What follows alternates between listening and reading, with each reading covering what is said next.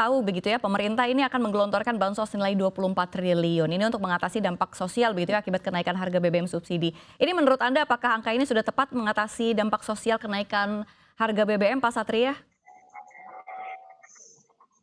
Iya, jadi memang, untuk jika, harga BBM itu dinaikkan, gitu loh, efek yang paling pertama akan terjadi adalah naiknya inflasi, gitu. Naiknya inflasi, estimasi kami di Bahana kalau, naiknya BBM sekitar 30%, 40% atau Pertalite ke 10.500 Mhm. dan, solar ke 8.000 ya, base case asumsi kita ya.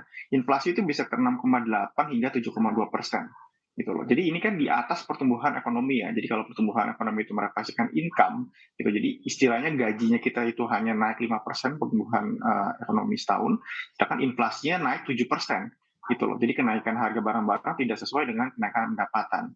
Nah, segmen masyarakat yang paling terdampak itu adalah yang menengah ke bawah. Kenapa? Karena masyarakat dengan income atau penghasilan yang kecil itu cenderung menghabiskan lebih banyak untuk makanan gitu loh. Misalnya kalau kita itu kan menghabiskan untuk makanan misalnya sekitar 500.000 hingga 1 juta satu bulan gitu loh. Kalau gaji kita mungkin 10 juta, 20 juta, 30 juta itu akan sangat kecil sekali dengan relatif dengan pendapatan kita. Tapi untuk masyarakat yang mungkin gajinya hanya UMR misalnya 3 juta, 4 juta, duit 1 juta itu besar.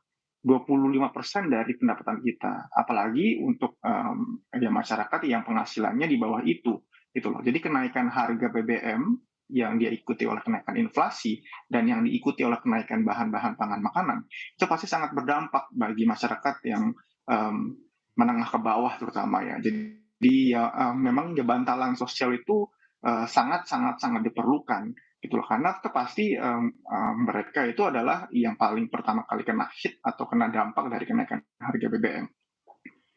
Baik, Bu Esther pertanyaan sama untuk Anda, ini cukup nggak sih besarannya 24 triliun gitu ya bantalan sosial dari pemerintah untuk mengurangi dampak sosial dari kenaikan harga BBM ini?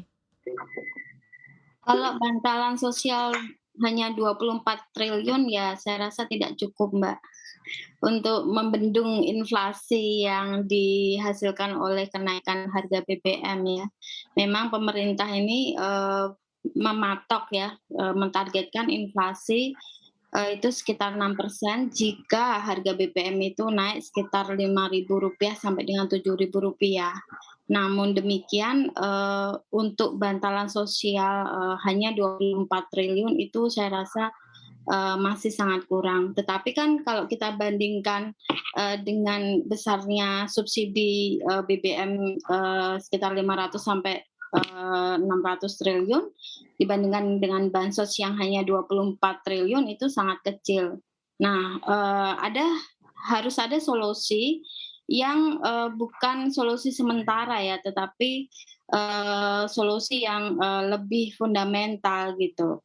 Jadi misalnya, masyarakat yang, menengah ke bawah ya selain diberikan BLT juga diberikan, touch up capacity building sehingga mereka bisa berwirausaha. Kan ini hubungannya dengan, capaian atau target-target, dari presiden ya, dari tiap kementerian bahwa, rasio kewirausahaan juga harus meningkat gitu. Tahun depan itu, lebih dari 3% gitu. Itu aja sih, Mbak.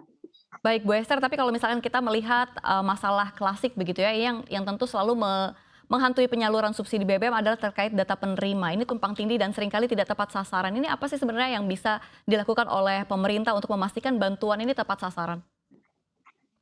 Iya, kalau dilihat dari, 12 triliun untuk masyarakat menengah ke bawah, kemudian, 9 triliun untuk, masyarakat yang mempunyai gaji sekitar, 3,5 ya juta ke bawah. Nah ini kan, banyak ya, peluang untuk data-datanya ini, tidak, terkacap gitu. Misalnya, bagaimana kita tahu bahwa kelompok, menengah ke bawah ini, kan lebih banyak, bekerja di sektor informal ya daripada sektor formal. Nah, kita harus memastikan bahwa mereka memang benar-benar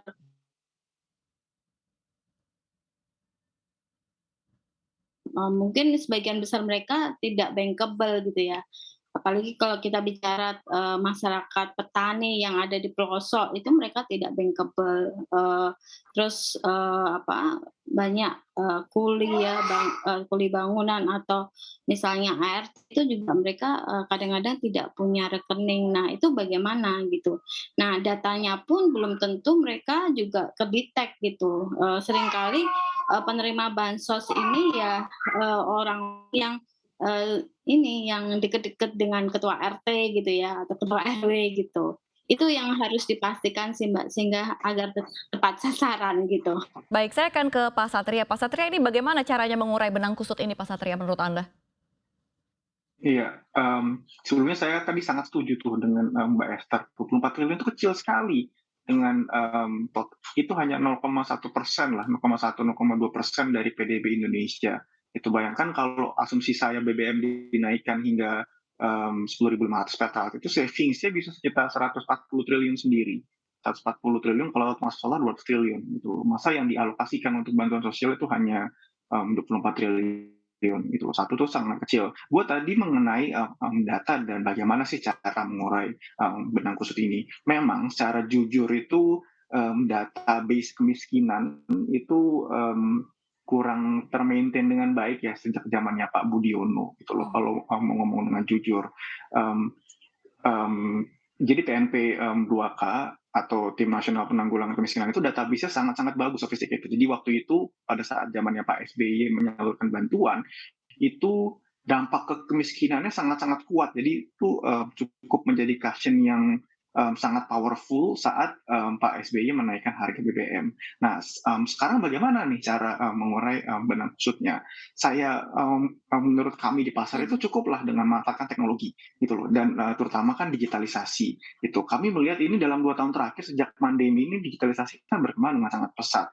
Terus juga dengan adanya kami sangat apresiasi itu teknologi Peduli Lindungi dengan seluruh database-nya gitu kan, vaksinnya itu sangat-sangat baik gitu loh. Nah, analogi mudahnya kan begini, jika pemerintah bisa membagi-bagikan vaksin ke 200 juta penduduk Indonesia dengan sangat-sangat efektif, masa untuk membagikan bansos untuk sekitar penduduk miskin yang 30 hingga 40 juta tidak bisa gitu loh. Pasti ada cara untuk memanfaatkan digitalisasi dengan database yang sekarang sudah ada di Peduli Lindungi untuk menyalurkan bansos dengan efektif sehingga dampak ke penurunan pertumbuhan ekonomi dan penurunan konsumsinya bisa diminimalisir.